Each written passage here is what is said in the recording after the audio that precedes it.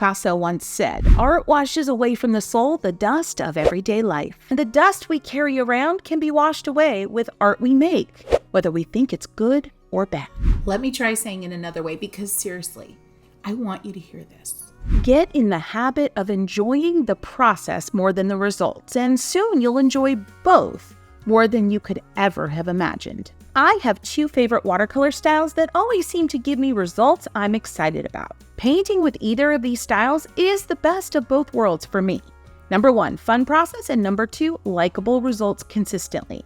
So today, I'm going to show you how. First up is what I call pencil, wash, and a touch of weird. Today, I'm going to be sketching first a hellebore. This is also called a Lenten rose. I'm using a mechanical pencil, but use what you love. And I'm just going to start in the middle, as I often do.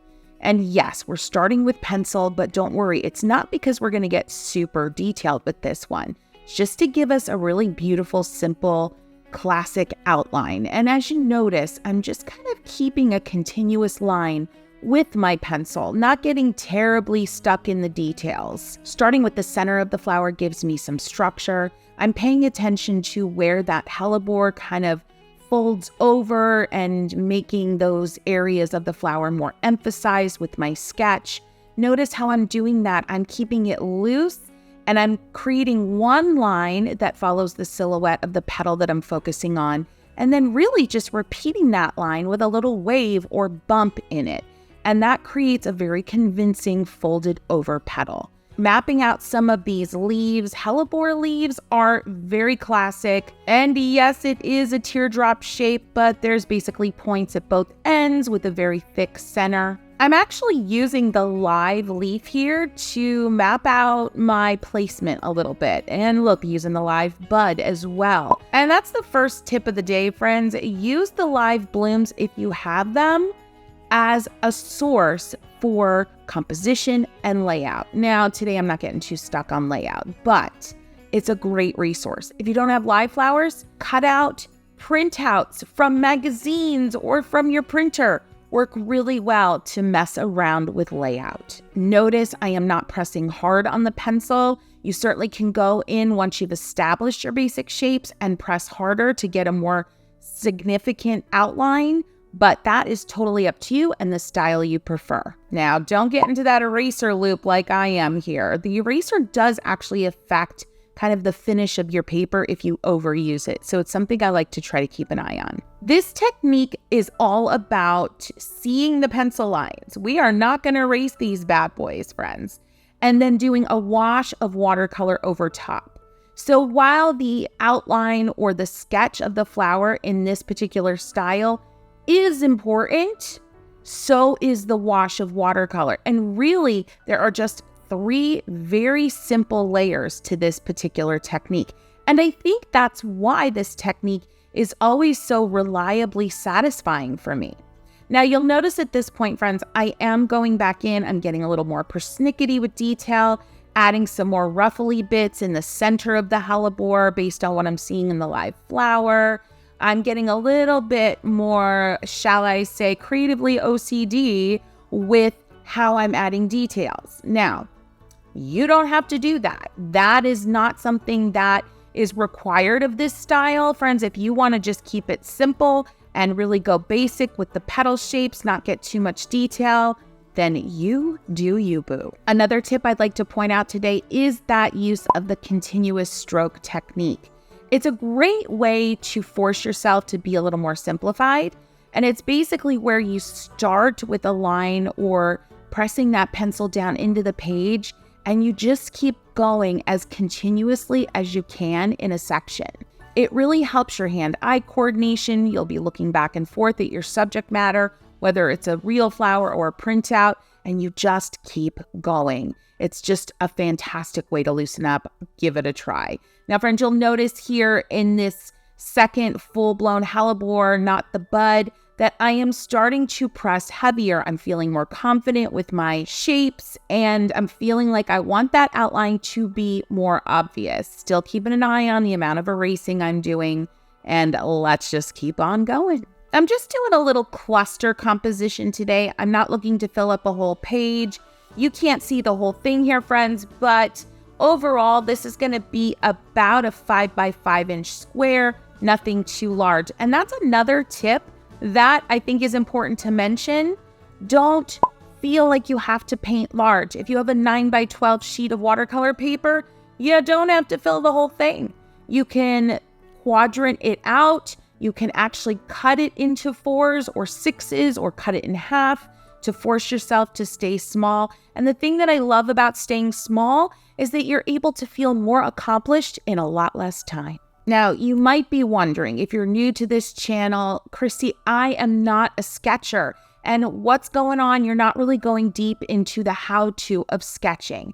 And friends, that's by design, because I have another fantastic video that really breaks down how to start your beginner sketching journey. I'm going to link that video below, and you're definitely going to want to check that out before you give this technique a try. The point today is to really get a feel for different styles of making watercolor art that are going to feel very quickly satisfying. Now, before we get to the paint, I have one last tip. But before I get to that tip, what I would love for you to do is give this video a boop, friends. That's a like. And what that means is that you're having a good time and you're glad you're here. I'll tell you what, I'm certainly glad you're here. Now, my last tip, if this sketching bit has got you completely freaked out, don't. Get this on a light box, put a piece of watercolor paper, thinner albeit, up to the window with the sun shining through, and trace this bad boy. Trace something from a photo on Google. I don't care where you get it, but tracing is all good. And if you're concerned about me suggesting you trace, you might want to watch this series of videos, because let me tell you what, friends, tracing is a-okay. Now we're getting into the painting, friends. This section of the technique is all about simple washes. We're starting wet on dry. So that's wet paint from the wet brush onto the dry paper. And then just moving and grooving that color around. And I'm going to just let this play out for a few moments so you can see how I attack this particular approach. So the approach here, friends, is to lay down a base color, and then that creates the damp surface on your paper. And when that surface is damp, you can start to drop in other colors. So we started with that first full bloomed hellebore with that kind of ivory color. And then I started dropping in really, really subtle touches of peach and a little bit of olive green on the edges. This really only works to get those smooth transitions when your paper is damp. If your paper hasn't stayed damp for as long as you thought, just go ahead and re-wet the area with clean water or a little bit more of color. And I'm just continuing on with that exact technique, wetting the paper, dampening the surface with the first layer of color into the bud. I did that. I even did a little bit of really icy sheer blue into that second smaller hellebore. And then when the paper's damp, you can easily drop in some other color. You can obviously see how I did that with the different greens in the bud, the different greens in the leaves. I've got everything from a minty celery to a yellowy olive to an emerald, even a little bit of pinky peach in that leaf above the main view hellebore. It's just simple, one layer, gorgeous. And those beautiful outlines are shining through.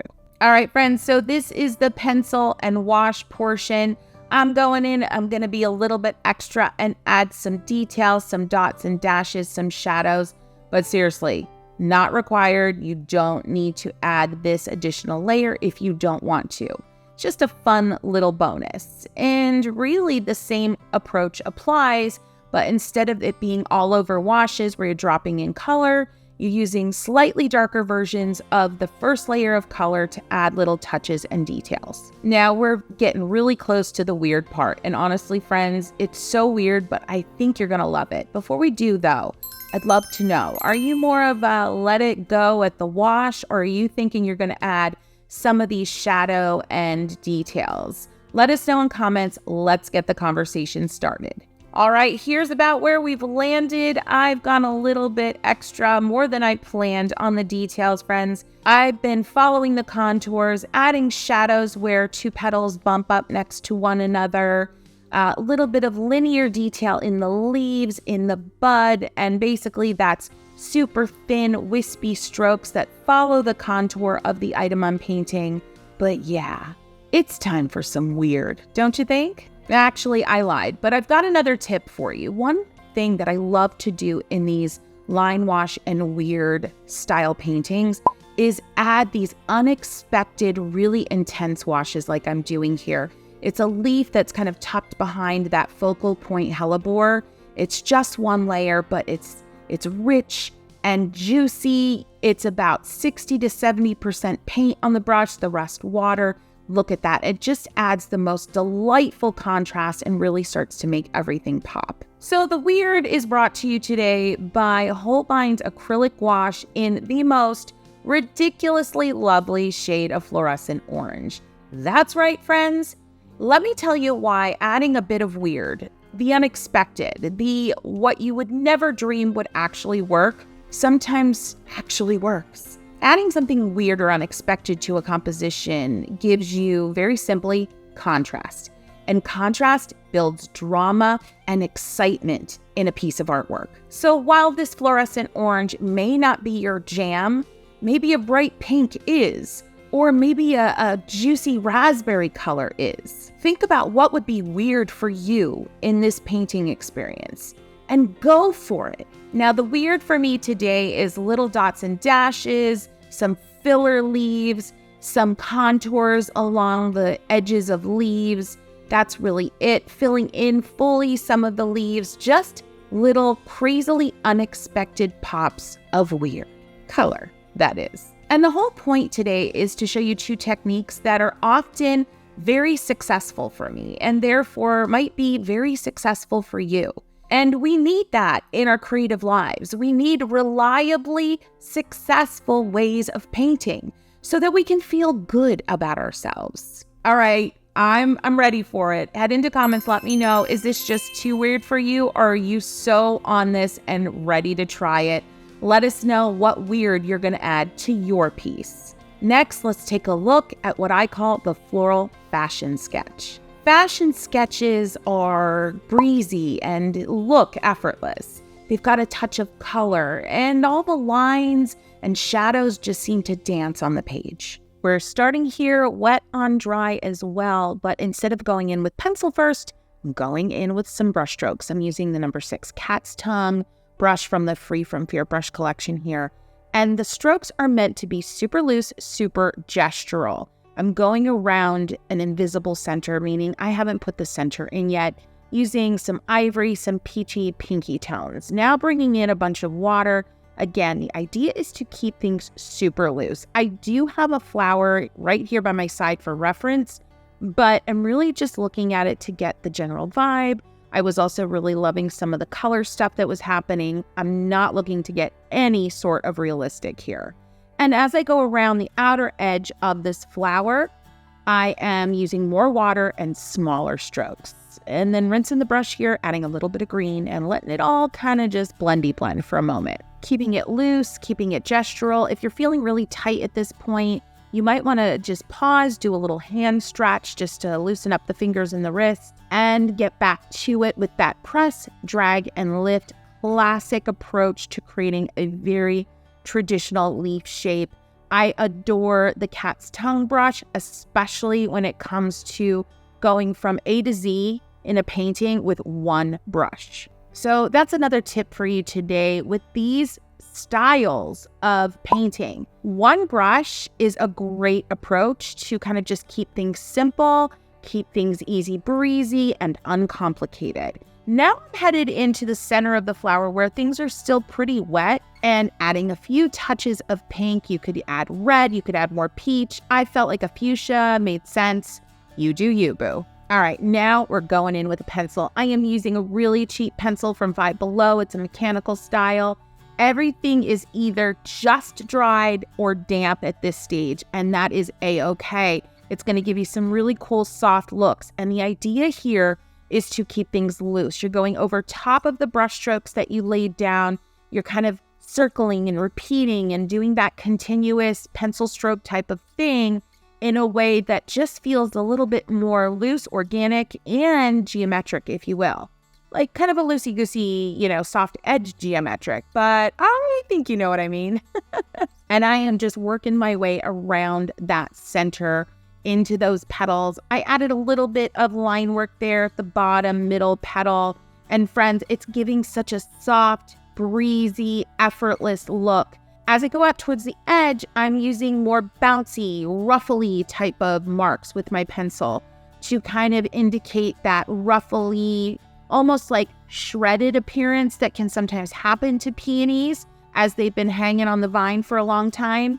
Yeah, so good. Are you loving it? Let me know in comments, friends. Are you enjoying this style? Or was the first one, the weird one, your favorite? Now, something I love to do, I've talked about it in other videos, when you're going into wet paper with pencil, you get the coolest and kind of effortless shading technique. It is so fun. If you want to learn more about it, I am doing it here. But if you want to learn more about it, I'm going to link a few videos below. It's super fun and allows you to get soft shading that doesn't feel super realistic, but that also feels kind of structured in a way. So I'm adding a little bit of that technique here. Not going to overdo it because I do still want the final effect to feel very loose. Notice I'm working quickly. I am moving around the page rapidly. I'm not spending too much time in one spot. And that's another tip I've got for you, friends, because our goal here today is to lean into some new, for you possibly, techniques that are going to give you satisfying results quickly and more reliably. So I recommend not staying in one spot on the page for too long. Bounce around, keep things moving, keep the eye moving, keep the brain moving, and don't get too hyper-focused in an area. And I'm going to tell you what, you're going to be happier for it. At later stages in the painting with this style, I will go in and just add purely pencil detailing here, like I am right now. Having areas in the painting of this style where there's just pencil and not too much going on with watercolor gives a really nice balance and keeps that kind of effortless, simple, easy breezy vibe going. All right, I'm going to hush it up for a moment. Let's see how this thing unfolds.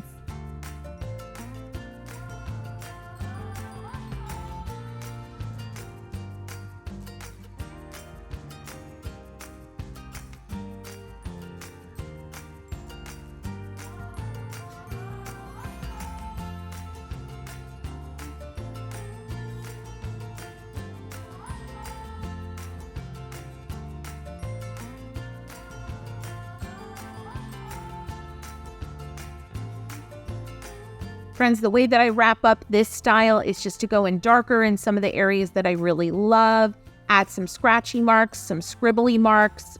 Just roll with the crazy, roll with the wild, roll with your instincts with both of these techniques. You've got to lean into being uncomfortable with these techniques because they're going to feel weird. But that's the point, isn't it? And actually, the point is to keep going. And the best way to keep going now is to check out this video where I tackle peonies. Pink, big, luscious peonies, 4 different ways. You're gonna love it. I'll see you over there for lots more. Happy painting.